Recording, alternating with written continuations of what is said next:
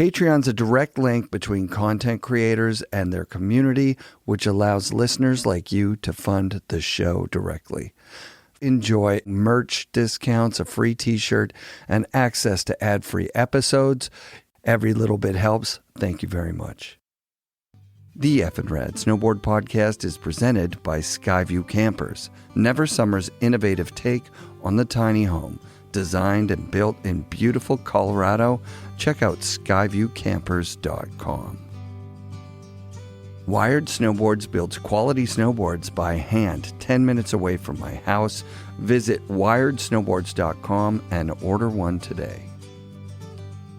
Fixed bindings are easy to adjust, long-lasting, high-performance bindings built to have less impact on the environment. Check out fixedbindingco.com. Rip Curl outerwear, strength, durability, and performance. Designed to search further in the snow, head to ripcurl.com and check out the Anti-Series jacket. I can't wait to rock this thing. New Greens, 100% organic, vibrant green juice. Buy yourself some at newgreens.com and use code FNRad at checkout for 20% off. The Boardroom Snowboard Shop, best selection, best prices, Vancouver's premier snowboard shop. The Boardroom ships to anywhere in North America, so go to boardroomshop.com or visit their stores in Vancouver and North Van. Support also comes from Mount Seymour, Grouse Mountain, Cypress Mountain, the Pro Standard GoPro accessories, and our friends at 1910. You can use code FNRAD at checkout for 20% off at 1910.com. The Haven's a center for transformational learning located on beautiful Gabriola Island. Plan a visit at haven.ca and use code FNRAD at checkout to save 10% off their Come Alive program. Hey listeners, sorry I didn't post last week's episode in the audio feed. This week you can listen to 2 mini episodes. This episode with my friend Steve Hare, who's had a long career as a rep, has been on the show a couple of times, and who you'll be hearing from in the future with FNRad Radio. Plus, Chris Savage, last week's guest, who Steve introduced me to years ago. And if you know him, you know he's a unique and talented snowboarder who built parks in Vancouver for the better part of a decade before moving back out east. These are midsummer bonus episodes because I love you guys. They're quick listens, and then you can go to Sean Palmer's Instagram and watch his amazing board history videos that he and Brad Holmes are putting out this week. They are fucking rad. Friend of the show. Friend in real life. Yeah. Friend in real life, then friend of the show, right? Right, exactly. Yeah. We've had some trips together, hey? Dude, yeah, some of my favorite snowboarding trips ever involved you, for sure. I forget the guy's name. I should have looked it up, but he's here. And we remember we met that dude. He was hiking shirtless. Yeah. First day at Hood. He told me, you guys gave me like the full-on lowdown of where to go, how to do this. And we snapped a good shot of him with the photo camera. was sick. I remember that. That was like that year I did like back-to-back 100-plus day years. And that shot of you in your Maple Leafs jersey, I'll put that in here right now. Oh, should you though? Well, at least they won in overtime last night. So. Oh, I don't know anything about hockey. I know. Are they fighting the good fight right now?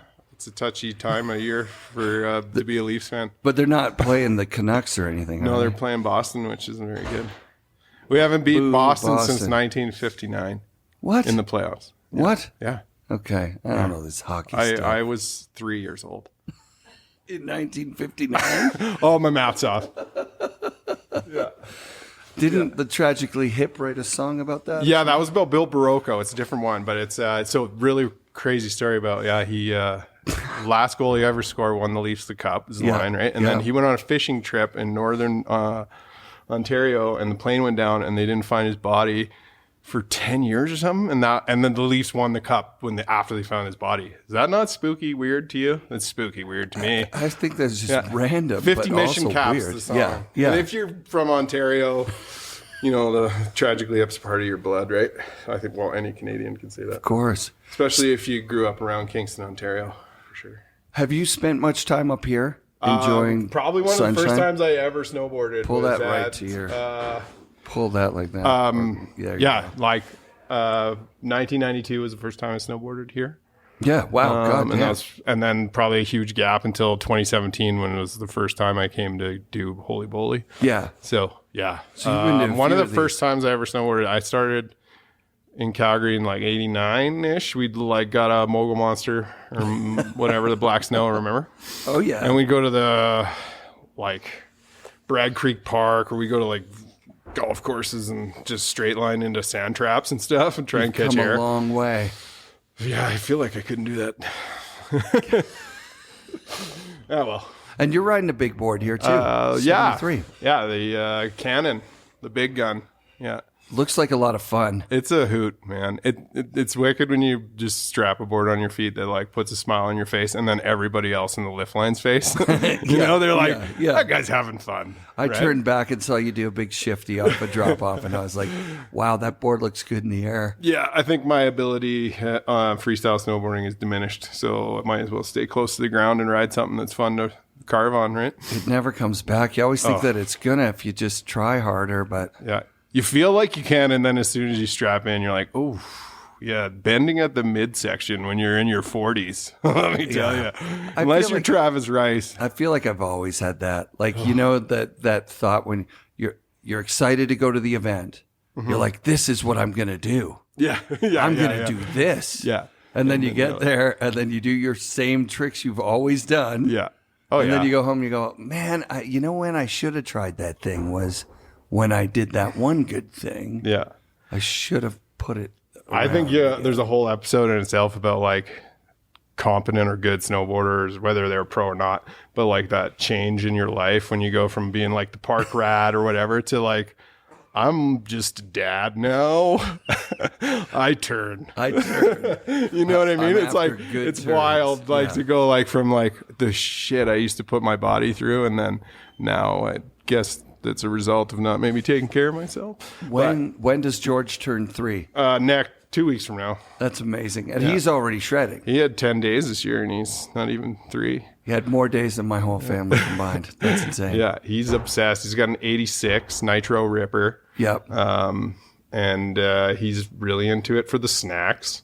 That's about I think the best advice I heard from the bomb hole was Blue Montgomery talking about fun pellets. There's nothing that's rang more true in my life than that when it comes to snowboarding and your kid. Of fun pellets. It's like, make sure you bribe the crap out of them. That's it.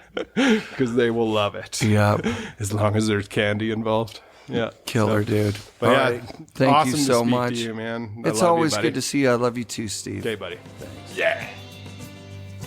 FNRad shoutouts to Steve Hare and his growing family. Steve's daughter Maggie was born just over a week ago, making his son George a big brother. Congratulations. I'm so happy for you guys. Thank you, Patreon listeners. You guys rule.